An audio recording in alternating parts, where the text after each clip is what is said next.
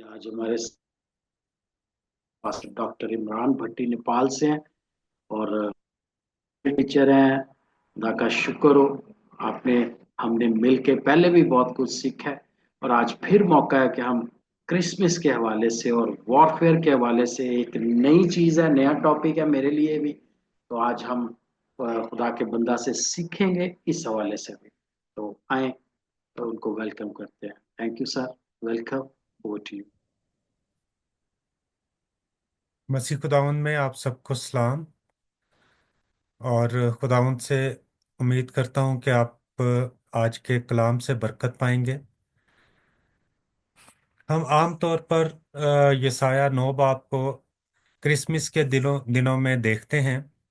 और यहाँ पर जो है यसाया 9 बाब और उसकी पहली 7 आयात जो हैं उनको मैं तलावत करूँगा। यसाया 9 बाब और उसकी पहली 7 आयात यहाँ पर इस तरह से लिखा है। लेकिन अंदोगीन की तीरगी जाती रहेगी। उसने कदीम जमाने में जबलून और नफ्ताली के इलाकों को जलील किया, पर आखिरी जमाना में कौमों के गलील में दरिया की सिमत यरदन के पार बुजुर्गी देगा। जो लोग तारीकी में चलते थे उन्होंने बड़ी रोशनी देखी। जो मौत के साया के मुल्क में रहते थे उन पर नूर चमका। तूने कौम को बढ़ाया, तूने उनकी शादमानी को ज्यादा किया। वो तेरे हजूर ऐसे खुश हैं जैसे फसल काटते वक्त और गनीमत की तकसीम के वक्त लोग खुश होते हैं, क्योंकि तूने उनके बोझ के जुए और उनके कंधे के लठ और उन पर जुल्म करने वाले असा को ऐसा तोड़ा जैसा मदियान के दिन में किया था। क्योंकि जंग में मुसल्ला मर्दों के तमाम सलाह और खून आलूदा कपड़े जलाने के लिए ईंधन होंगे। इसलिए हमारे लिए एक लड़का तवल्लद हुआ और हमको एक बेटा बख्शा गया। सल्तनत उसके कंधे पर होगी और उसका नाम अजीब, मुशीर, खुदाए कादिर, अब्दियत का बाप, सलामती का शहजादा होगा। उसके सल्तनत के इकबाल और सलामती की कुछ इंतहा ना होगी। वो दाऊद के तख्त और उसकी ममलकत पर आज से अबद तक हुक्मरान रहेगा, और अदालत और सदाकत से उसे क़याम बख्शेगा। रब्बुल अफ़वाज की गयूरी ये करेगी। इसके साथ ही हम यसाया 10 बाब को देखेंगे। यसाया 10 बाब और उसकी 24 से 27 आयत जो है उसको हम पढ़ेंगे। कलाम मुकद्दस में इस तरह से लिखा है। लेकिन खुदावंद रब्बुल अफ़वाज फरमाता है, आए मेरे लोगो जो सयून में बसते हो, असूर से ना डरो। अगरचे वो तुमको लठ से मारे और मिस्र की तरह तुम पर अपना असा उठाए, लेकिन थोड़ी ही देर है कि जोशो खरोश मौकूफ होगा और उनकी हलाकत से मेरे कहर की तस्कीन होगी। क्योंकि रब्बुल अफ़वाज मदियान की खूनरेजी के मुताबिक ओरीब की चट्टान पर हुई उस पर एक कोड़ा उठाएगा। उसका असा समुंदर पर होगा, हाँ, वो उसे मिस्र की तरह उठाएगा। उस वक़्त यूं होगा कि उसका बोझ तेरे कंधे पर से और उसका जुआ तेरी गर्दन पर से उठा लिया जाएगा, और वो जुआ मसा के सबब से तोड़ा जाएगा। खुदावंद के कलाम के पढ़े और सुने जाने पर उसकी बरकत हो। ये हवाले जो यसाया 9 का जो हवाला हमने देखा है, ये आम तौर पर क्रिसमस के दिनों में पढ़ा जाता है। और हम इसकी जो है यसाया 9 की पहली आयत और उसके बाद छठी और सातवीं आयत को ज़्यादा जो है वो अहमियत देते हैं, क्योंकि यहाँ पर खुदावंद यीशु के आने का जिक्र है। और खुदावंद यीशु जो है जब वो आता है वो अपनी कौम के लिए जो है वो सब कुछ करता है। तो उसकी पैदाइश से मुतल्लिक ये हवाला जात हैं। लेकिन जब हम इसको गौर से देखते हैं तो ये बात बिल्कुल ठीक है कि ये जो इसकी छठी और सातवीं आयत है वो खुदावंद यीशु की पैदाइश के मुतल्लिक है। लेकिन जो हमें पहली आयत हमें नजर आती है वो असल में उसकी पैदाइश के मुतल्लिक नहीं है, जहां पर लिखा है कि अंदोगीन की तीरगी जाती रहेगी। और इसका जो दुरुस्त मतलब ये है कि जो लोग अंधेरे में रहते थे, जो रूहानी तौर पर अंधे थे, उनकी तीरगी, उनका अंधेरा जाता रहेगा। और उसके बाद जो है उसने जबलून और नफ्ताली के इलाकों का जिक्र किया है। अब जब हम जबलून और नफ्ताली का जिक्र करते हैं तो इनको जो है वो हम नक्शे पर देख सकते हैं। जब आप के सामने इस वक्त ये नक्शा होगा जिसमें जो है वो नॉर्दर्न और साउदर्न किंगडम जो है वो दिखाई जा रही है। तो इसमें आप देखें कि जो जहाँ पर ये स्टार्स आपको नज़र आ रहे हैं, ये नॉर्दर्न किंगडम है। और दूसरी तरफ जो है वो साउदर्न किंगडम थी। जिस वक्त सुलेमान की हुकूमत थी, उसके बाद उसके बेटे की हुकूमत आई, और उसके बेटे के वक्त में ये जो इसराइल की मुत्हिदा हुकूमत थी, ये दो हिस्सों में बंट गई। जो यसाया 10 का हमने हवाला पढ़ा है, वो नॉर्दर्न किंगडम के लिए खुदावंद कह रहा है। वहां पर असूर की बात हो रही है, और असूर जो है उसने नॉर्दर्न किंगडम जो है उसको असीर किया था। और उसके बाद जब हम बाबल की बात करते हैं तो उसने यहूदा की किंगडम को असीर किया था। तो इन दोनों ने जो है वो अपना अपना जोर यहाँ पर दिखाया, लेकिन ये सब कुछ हुआ इसराइल के गुनाह की वजह से। तो अगर हम इसी में जो है वो नेक्स्ट स्लाइड देखते हैं, तो वहाँ पर आपको नज़र आता है कि ये जो गलील है, क्योंकि बाज़ औक़ात हम ये कहते हैं कि क्या यीशु जो है वो गलील का था, या जो है वो नासरत का था, कुफरनहूम का था, क्या था। तो असल में गलील जो है वो एक बहुत बड़ा सूबा था, और उसके अंदर जो है एक छोटा इलाका भी था जिसको गलील कहा जाता है। तो गलील सूबा भी था, शहर भी था एक। और इसके अलावा आप अगर इस नक्शे पर देखें तो आपको नफ्ताली जो है ऊपर नज़र आ रहा है, और जबलून जो है वो नीचे नज़र आ रहा है। गलील के जो मिड है, वहाँ पर आपको नफ्ताली नज़र आ रहा है, और गलील का जो सरहद है वहाँ पर आपको जबलून नज़र आ रहा है। अब ये चीज़ जो है, जो हमने वर्स 1 में पढ़ी है, यसाया 9 की पहली आयत, वो चीज़ कहाँ पर जाकर पूरी हो रही है, हम नेक्स्ट स्लाइड में देखते हैं कि मत्ती की जो अंजील है वहाँ पर हमें ये चीज़ नज़र आती है। और ये जो है मत्ती 4 बाब और उसकी 12 से 17 आयत जब हम देख रहे हैं, तो वहाँ पर हमें ये नज़र आता है, और वहाँ पर ये लिखा है कि जब उसने सुना कि यूहन्ना पकड़वा दिया गया, तो गलील को रवाना हुआ और नासरत को छोड़कर कुफरनहूम में जा बसा। अब ये कुफरनहूम जो है ये गलील का इलाका है, जो झील के किनारे जबलून और नफ्ताली की सरहद पर है, ताकि जो यसाया नबी की मार्फत कहा गया था वो पूरा होके जबलून का इलाका और नफ्ताली का इलाका, दरिया की राह यरदन के पार, गैर कौमों की गलील। ये खुदावन ने एग्जैक्ट इलाका बताया कि किस इलाके में जो है ये काम होगा। और दूसरी चीज ये है कि यहाँ पर ये जो हवाला दिया गया है मत्ती 4 में, वहां पर लिखा गया है कि जब उसने सुना कि यूहन्ना पकड़वा दिया गया, तो उस वक्त यीशु जो है वो 30 साल का हो चुका हुआ था जब उसने अपनी मिनिस्ट्री शुरू की।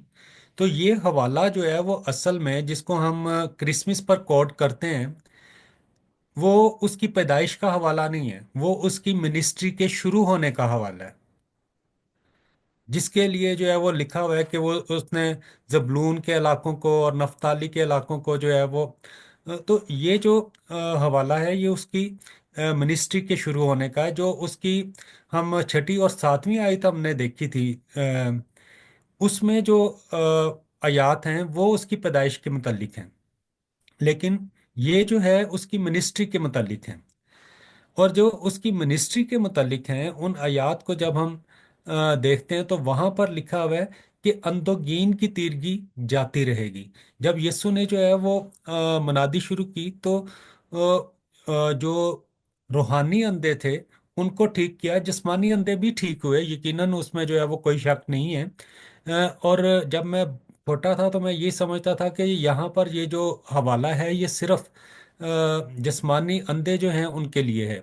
लेकिन जब हम इस पर गौर करते हैं तो फिर हमें पता चलता है कि ये जिस्मानी अंधों के लिए बात नहीं हो रही। यहाँ पर जो रूहानी अंधे हैं, जो तारीकी में बैठे थे, जो मौत की तारीकी में थे, मौत के साया के मुल्क में रहते थे, उन पर नूर चमका, उन्होंने बड़ी रोशनी देखी।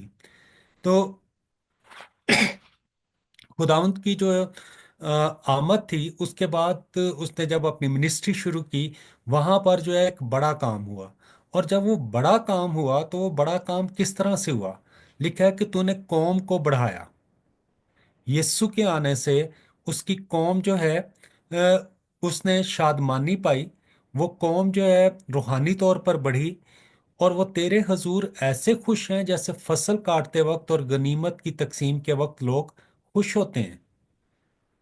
उस वक्त लोग खुदावंत की मिनिस्ट्री से बहुत ज्यादा खुश थे। और वो खुश क्यों थे? क्योंकि जो काम उन्होंने कभी नहीं देखे थे, वो कहते हैं कि जी हमने दुनिया के शुरू से कभी जो है ऐसा नहीं सुना कि किसी के कहने से, किसी के हुक्म देने से बदरूहें निकल जाएं। लेकिन वो निकली और वो खुश थे। और इसी तरह से जब हम देखते हैं कि जब खुदावंद यीशु ने रोटियां जो हैं वो खिलाई और मुआवजे किए, लोग भूखे जो लोग थे उनको सैर किया, तो वहां पर लोग उसको बादशाह बनाना चाहते थे, लेकिन वो उनके बीच से निकल गया। इसके बाद जो है जब हम उसकी मिनिस्ट्री का जो आखिरी हफ्ता है उसको देखते हैं, तो वहां पर लोगों ने अपने कपड़े उसके रास्ते में बिछाए क्योंकि वो खुश थे। और यहाँ पर यही लिखा है, उसके ऊपर जो है वो बताया गया है कि खुदावंद उन लोगों को तारीकी से निकालेगा और वो खुश होंगे। कितना खुश होंगे? जैसे मुफ्त में किसी को माल मिल जाता है। फसल काटते वक्त यहाँ पर दो चीजें जो हैं वो लिखी हुई हैं। फसल काटते हुए यानी मेहनत जब करते हैं, तो बहुत सारे लोग जो हैं वो खुदावंद की के आने के लिए दुआ कर रहे थे। जिस तरह जो है वो हम जब यीशु की पैदाइश को देखते हैं, तो जो हन्ना थी, जो हैकल में रहकर दुआ किया करती थी, फिर शमाउन था। इस तरह से और भी कई एक लोग थे जो खुदावंत की आमद के लिए, मसाया के लिए, मसीहा के लिए, कि खुदावंत तो अपने वादों को पूरा कर, मसीहा को भेज, तो उसके लिए दुआ किया करते थे। तो ये जो है वो उनकी दुआओं का भी जवाब था, उनकी दुआओं का असर था। क्योंकि खुदावंद जो है जब अपना काम करना चाहता है तो लोगों को उभारता है कि वो दुआ करें। और जब उसके लोग दुआ करते हैं तो खुदावंद अपना काम करता है।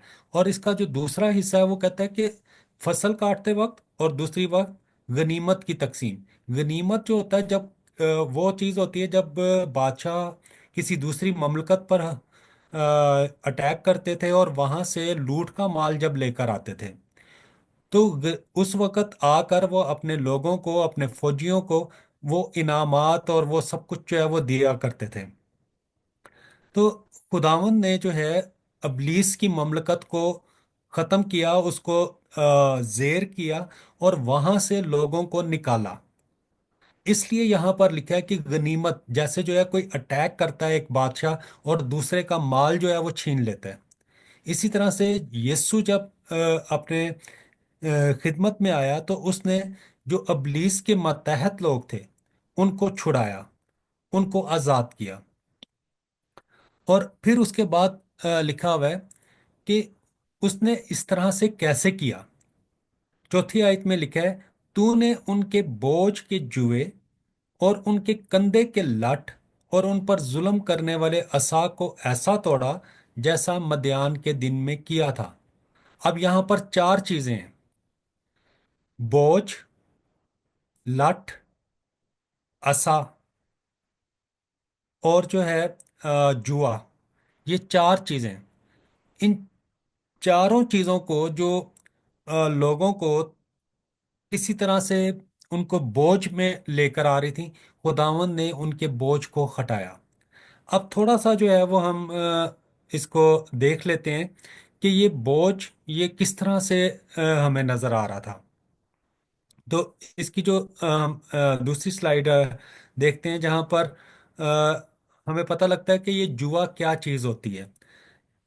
तो आमिर भाई इसको चेंज कीजिएगा स्लाइड को। तो यहाँ पर आप देख रहे हैं कि जुआ आपको नजर आ रहा है। इसमें जानवर को की गर्दन को फंसा दिया जाता था और उससे काम लेते थे।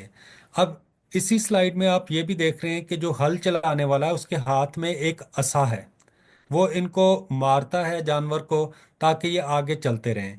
और इनकी गर्दन के ऊपर एक बोझ है। एक जो ऊपर का हिस्सा आपको नजर आ रहा है, उसको हम लठ बोलते हैं। तो ये चीज जो है ये काफी वजनी है। और इसके लिए जो है वो लिखा हुआ है कि वो तेरे वजन को, इसको प्लीज नेक्स्ट स्लाइड दीजिएगा।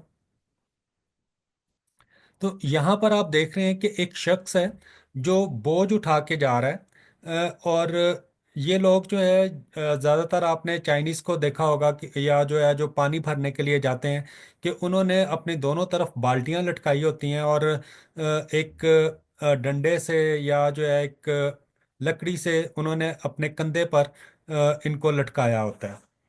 तो खुदावंद ये कहता है कि वो जो बोझ है मैं वो भी तोड़ दूंगा, वो भी जो है हटा दूंगा। जो लठ यानी ऊपर जो कंधे पर है उसको भी तोड़ दूंगा। और जो जुआ है उसको भी खत्म कर दूंगा। सो ये चीजें जो हैं खुदावंत कहता है कि ये खत्म करूंगा मैं। और इसके साथ साथ वो असा जो तुझ पर जुल्म कर रहा है मैं उसको भी तोड़ दूंगा। और किस तरह से तोड़ूंगा उसकी मिसाल उसने दी है, जैसे मध्यान के दिन में किया था। मध्यान के दिन में क्या हुआ था? वहां पर जदाऊन जो है उसने अटैक किया था दुश्मन पर। और इससे पहले कि जदाऊन, जो कि काजियों की किताब में हमें मिलता है, ये इसराइल का काजी बना। और उसने जब काजी बना खुदावंद ने उसको बुलाया इस खिदमत में। तो पहली चीज जो उसने की वो ये की कि जो वहां पर जो उसके घर में ही एक बुत था, और वो बाल का बुत था। उसने उसको तोड़ा, उसको खत्म किया। और उसके बाद वो जंग के लिए निकला। तो पहली चीज जो हमें नजर आती है वो ये कि जब आप रूहानी जंग के लिए निकलते हैं तो पहली सफाई अपने घर से शुरू कीजिए। जब आप अपने घर से जो है वो सफाई करेंगे तो फिर ही आप आगे चल सकेंगे, अदरवाइज जो है वो अब्लीस अटैक करेगा। दूसरी चीज है कि उसने वहां पर जब अटैक किया है तो उसने खुद से नहीं लड़ा। उसके साथ सिर्फ 300 आदमी थे। जब हम जो है उसकी डिटेल पढ़ते हैं तो वहां पे हजारों की तादाद में लोग उसकी मदद के लिए आए, लेकिन खुदावंद ने कहा कि नहीं, ये बहुत ज्यादा लोग हैं, इनको वापस भेज दे। और खुदावंद ने सिर्फ 300 लोग जो हैं उनको वहां पर रहने दिया। अब ये जो 300 लोग थे इन्होंने घड़े लिए, मशलें ली, और इन्होंने अटैक के लिए गए हैं। वहां पर हमें तलवारों का जिक्र नहीं मिलता। ऑब्वियसली तो तलवारें उम्मीद है कि इनके पास होंगी। लेकिन जो अटैक की स्ट्रेटेजी खुदावंद ने इनको बताई, वो खुदावंद ने कहा कि तुमने जाके घड़े तोड़ने, मशलें हाथ में पकड़नी है, और नारे लगाने हैं। और नारा क्या लगाना है?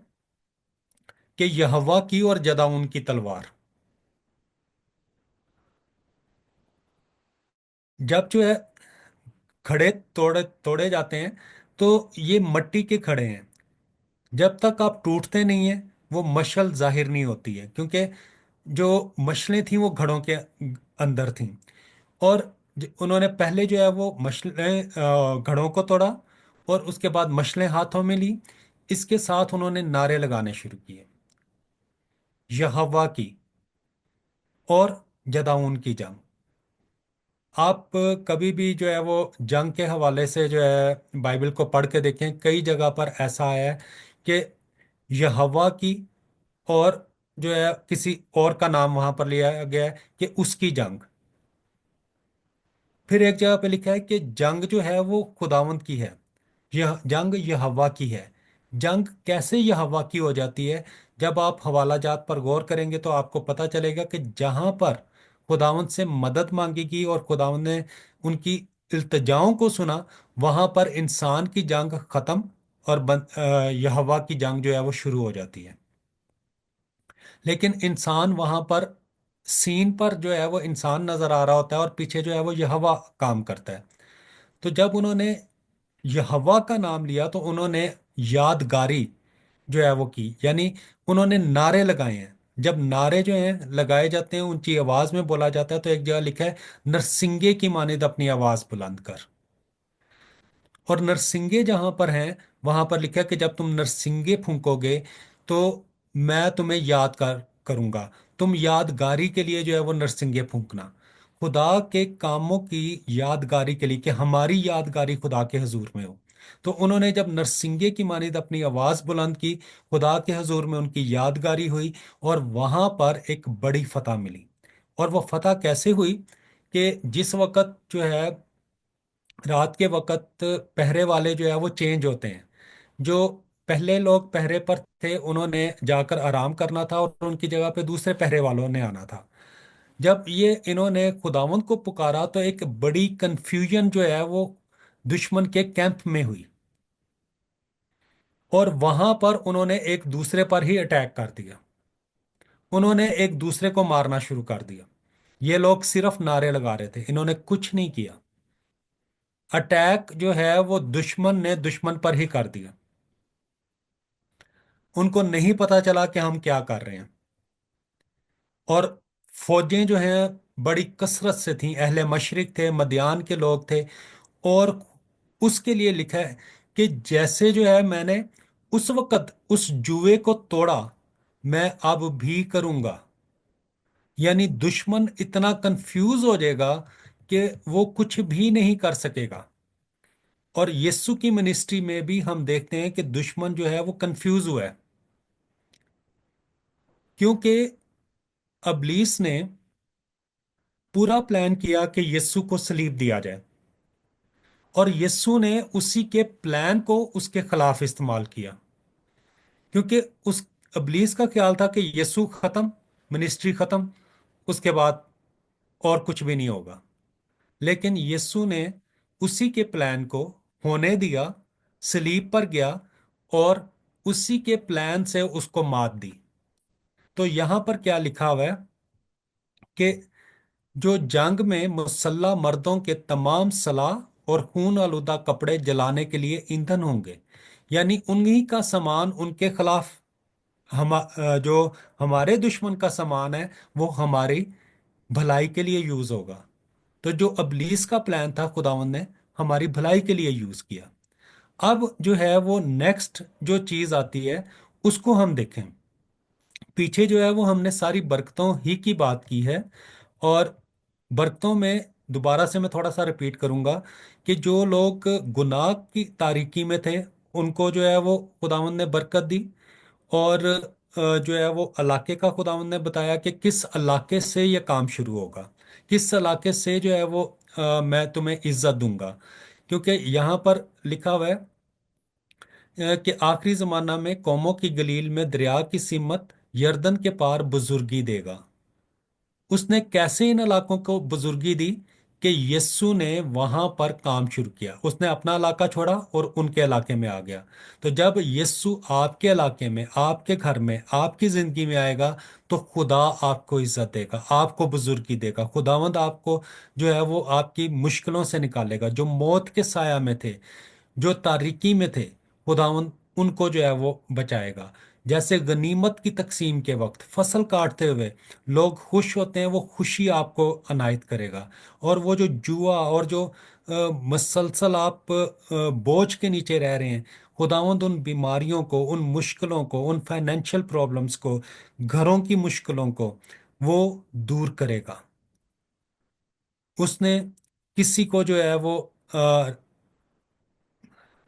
बोझ के नीचे नहीं रहने दिया। उसने लोगों की इज्जत का ख्याल किया। उसने सिर्फ ये नहीं किया कि लोगों को शिफा दी। जब उसने काने गलील में मुआवजा किया, तो उसने उस घर वालों की इज्जत वहां पर बचाई, क्योंकि उनके पास उनकी बेइज्जती हो जानी थी। उसने हर तरह से उनको ऐसा खुश किया जैसे गनीमत की तकसीम के वक्त लोग खुश होते हैं। अब ये सारा कुछ हुआ, ये सारा कुछ करने के लिए क्या हुआ? आगे छठी आयत में लिखा है, इसलिए हमारे लिए एक लड़का तवल्लद हुआ। खुदावंद ने जो है, ये जो लफ्ज है ना, इसलिए, ये बहुत जरूरी है। ये नेक्स्ट वर्सेस को प्रीवियस वर्सेस के साथ अटैच कर रहा है। यानी पिछली सारी बरकत खुदावंद कहता है मैं दूंगा, तुम्हारे जो मुश्किलात हैं उनको दूर करूंगा। लेकिन कैसे? मैं एक लड़का भेजूंगा, मैं एक शख्स जो है वो तुम्हारे बीच में भेजूंगा, वो यीशु जिसकी आमद की खुशी हम क्रिसमस पर मनाते हैं। वो लड़का तवल्लद होगा, और वो लड़का जब आएगा तो वो क्या करेगा? हमको एक बेटा बख्शा गया, सल्तनत उसके कंधे पर होगी। जब जिसके ऊपर सल्तनत की जिम्मेदारी होती है, अगर उसकी सल्तनत पर अटैक होता है तो वो जवाब देता है, हम उसकी सल्तनत हैं, हम उसकी बादशाही हैं, उसकी बादशाही हम में कायम होती है। अगर हम पर अटैक होगा तो खुदावन जो है वो जवाब देगा। और वो कहता है कि जब जो है वो खुदावन जवाब देगा, तो वो कैसे जवाब देगा? क्योंकि उसका नाम अजीब, मुशीर, खुदाए कादर, अब्दियत का बाप और सलामती का शहजादा है। अगली आयत में लिखा है कि उसकी सल्तनत के इकबाल और सलामती की कुछ इंतहा ना होगी। आपकी आप उसकी सल्तनत में हैं, आप उसकी सल्तनत हैं, तो आपकी सलामती और इकबाल मंदी की कुछ इंतहा नहीं। हम जो है वो सोचते हैं लोग तो हमें जानते भी नहीं, हमारी सला इकबाल मंदी कैसे है? हम कौन सा कोई मुल्क के सदर हैं या वजीर आजम हैं?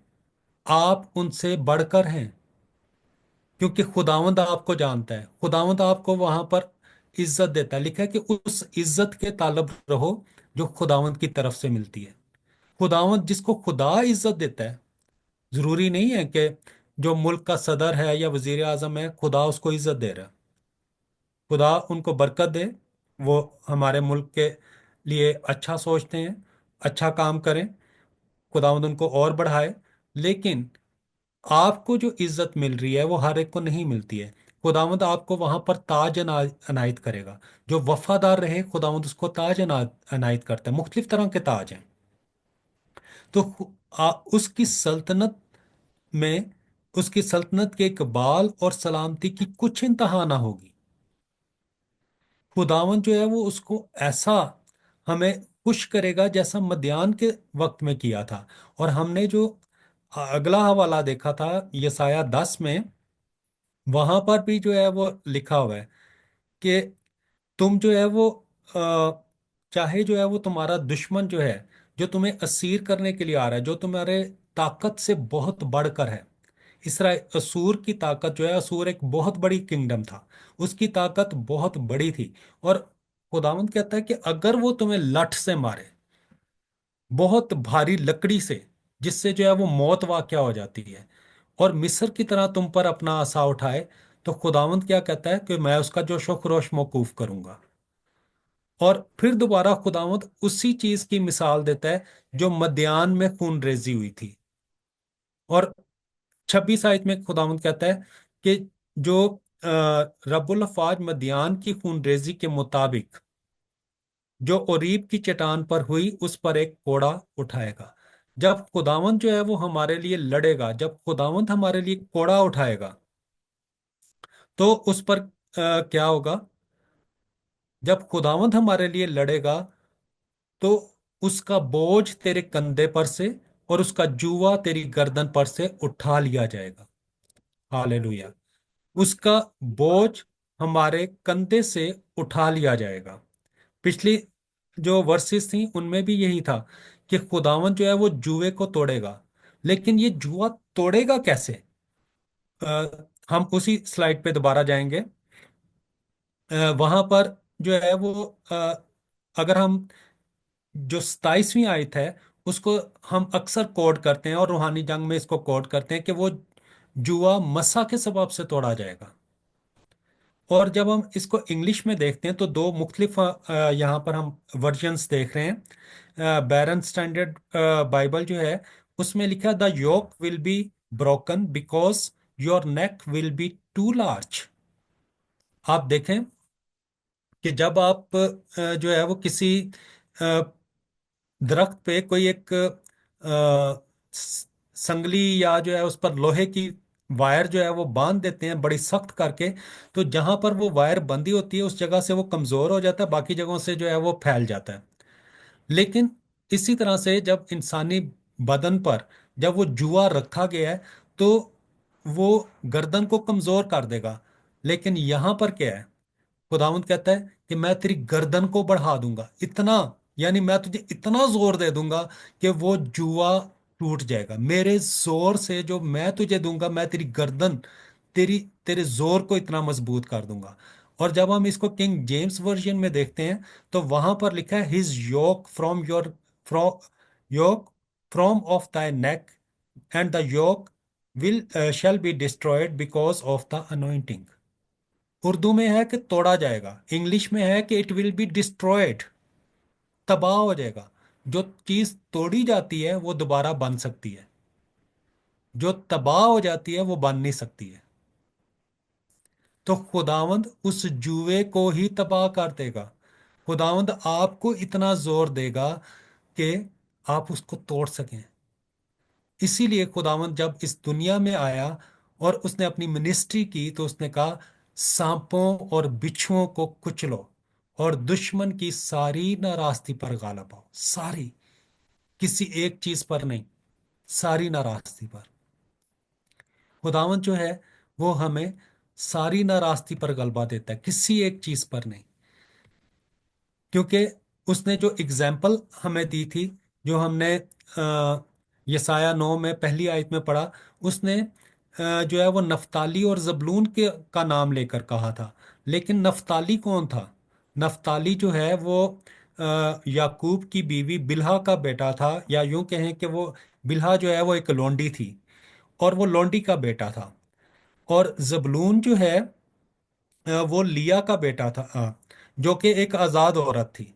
तो खुदावंद वहां पर यह कह रहा था कि चाहे कोई गुलाम है चाहे कोई आजाद है, मैं उसको इज्जत दूंगा, मैं उसको बचा लूंगा। जब मेरे बेटे की मिनिस्ट्री, जब मेरा बेटा इस दुनिया में आएगा, जो उस लड़के को जिसको तवल्लद किया गया, जब वो तुम्हारे दरमियान होगा तो खुदावंद जो है तुम्हें बरकत देगा। ये जो नफ्ताली और जबलून है, नफ्ताली जो है वो छठा बेटा था और जबलून जो है याकूब का 10वां बेटा था। छठा जो है वो नंबर 6 ह्यूमैनिटी को रिप्रेजेंट करता है, और जो 10 है वो जिम्मेदारी को रिप्रेजेंट करता है। तो खुदावंद जो है उन लोगों की, उन ह्यूमंस की जिम्मेदारी लेता है जिन जो उसके पास आते हैं। उनका जुए, उनके जो प्रॉब्लम्स हैं उनको तोड़ता है, क्योंकि वो सलामती का शहजादा है। सलामती का शहजादा हमारे बीच में है। लेकिन एक जगह पर लिखा है कि कफारा जो है वो ईमान लाने से काम करता है। यीशु तो आया, लेकिन सारे के सारे लोग ठीक नहीं हुए, हर एक को शिफा नहीं मिली। एक जगह पर लिखा है कि वो उनके ईमान की कमी के बायस वहां पर बहुत से मौजज़े ना दिखा सका। तो अगर ईमान की कमी है किसी में, अगर कोई ईमान ही नहीं यीशु पर ला रहा, तो मौजज़ा कैसे हासिल करेगा? अगर आज आप चाहते हैं कि खुदावंद आपको बरकत दे, खुदावंद की जो सलामती है वो आपके साथ हो, तो आज उसको कबूल करें। क्योंकि हमारे लिए एक लड़का तवल्लद हुआ और हमको एक बेटा बख्शा गया जो इस दुनिया में आया। उसकी सलामती की कुछ इंतहा नहीं। खुदावंद आपको बरकत दे और उसकी सलामती में हमेशा कायम रहें। आमीन।